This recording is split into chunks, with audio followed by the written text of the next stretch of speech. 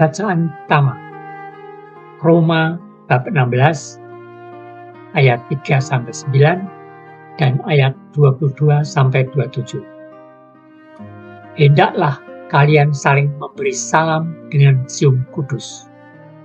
Pembacaan dari surat Rasul Paulus kepada jemaat di Roma.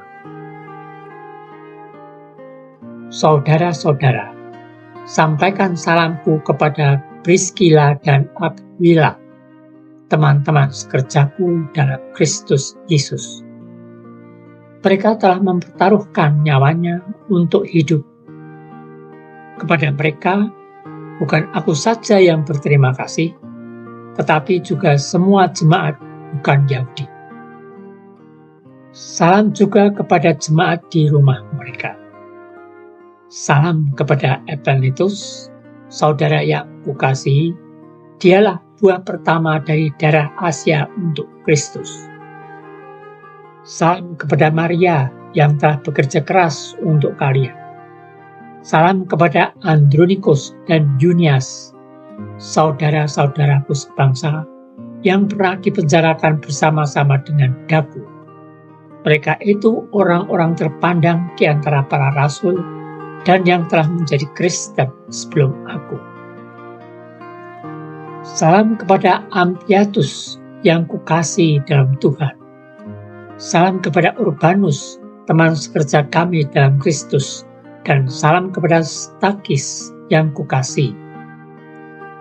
Hendaklah kalian saling memberi salam dengan cium kudus. Salam kepada kalian dari semua jemaat Kristus. Salam dalam Tuhan dari Tertius, yaitu aku yang menulis surat ini. Salam bagi kalian dari Gaius yang memberi tumpangan kepadaku dan bagi seluruh jemaat. Salam kepada kalian dari Erastus, bendara negeri, dan dari Quartus, saudara kita. Kasih karunia Yesus Kristus, Tuhan kita, menyertai kalian semua. Amin. Allah berkuasa menguatkan kalian menurut Injil yang kumaklumkan dan pewartaan tentang Yesus Kristus, yang isinya ialah pernyataan yang berabad-abad lamanya tersembunyi, tapi kini dinyatakan, yang menurut perintah Allah yang abadi telah diberitakan oleh kitab-kitab para nabi kepada segala bangsa untuk membimbing mereka kepada ketaatan iman. Bagi Dia, satu-satunya Allah yang penuh hikmat itu, segala kemuliaan sampai selama-lamanya oleh Yesus Kristus. Amin. Demikianlah sabda Tuhan. Syukur pada Allah. Bacaan Injil Lukas bab 16 ayat 9-15. Jika kalian tidak setia mengurus mamon yang durhaka, siapakah yang mau mempercayakan harta sejati kepadamu? Inilah Injil Yesus Kristus menurut Lukas. Yesus berkata kepada murid-muridnya, ikatlah persahabatan dengan mempergunakan mamon yang tidak jujur, supaya jika mamon itu tidak dapat menolong lagi, kalian diterima di dalam kemah abadi. Barang siapa setia dalam perkara-perkara kecil, ia setia juga dalam perkara-perkara besar. Dan barang siapa tidak benar dalam perkara-perkara kecil, ia tidak benar juga dalam perkara-perkara besar. Jadi, jika kalian tidak setia mengurus mamon yang tidak jujur, siapakah yang akan mempercayakan harta sejati kepadamu? Seorang hamba tidak mungkin mengabdi kepada dua tuan, karena jika demikian, ia akan membenci yang seorang dan mengasihi yang lain. Atau ia akan setia kepada yang seorang dan tidak mengindahkan yang lain. Kalian tidak dapat mengabdi kepada Allah dan kepada mamon. Semuanya itu didengar oleh orang-orang Farisi, hamba-hamba uang itu. Dan mereka mencemoohkan Yesus. Maka Yesus berkata kepada mereka, Kalian membenarkan diri di hadapan orang, tetapi Allah mengetahui hatimu. Sebab apa yang dikagumi manusia dibenci oleh Allah. Demikianlah Injil Tuhan. Terpujilah Kristus.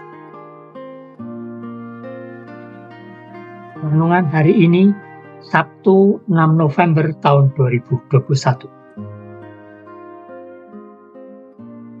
Paulus mengucapkan salam kepada rekan-rekan sepelayanannya dengan cara yang unik dan luar biasa. Dia menuliskan satu persatu nama rekannya dengan segala jejak kehidupan mereka. Mereka menghayati bahwa pelayanan itu bukan sekedar rutinitas, melainkan sebagai ungkapan iman. Di dalamnya membutuhkan kesetiaan. Dalam Injil, Yesus mengatakan kepada murid-muridnya, "Siapa saja yang setia dalam perkara-perkara kecil, ia juga setia dalam perkara-perkara besar." Kesetiaan adalah hal yang paling mendasar dalam membangun sebuah relasi dengan siapa saja. Jika kita tidak memiliki kesetiaan dalam sebuah hubungan, maka akan menimbulkan keretaan dalam hubungan tersebut dan akan berujung pada ketidakharmonisan. Mari kita bertanya kepada diri kita sendiri, kepada siapakah saya harus setia dalam hidup? Siapa yang kita harapkan dalam hidup untuk setia kepada kita?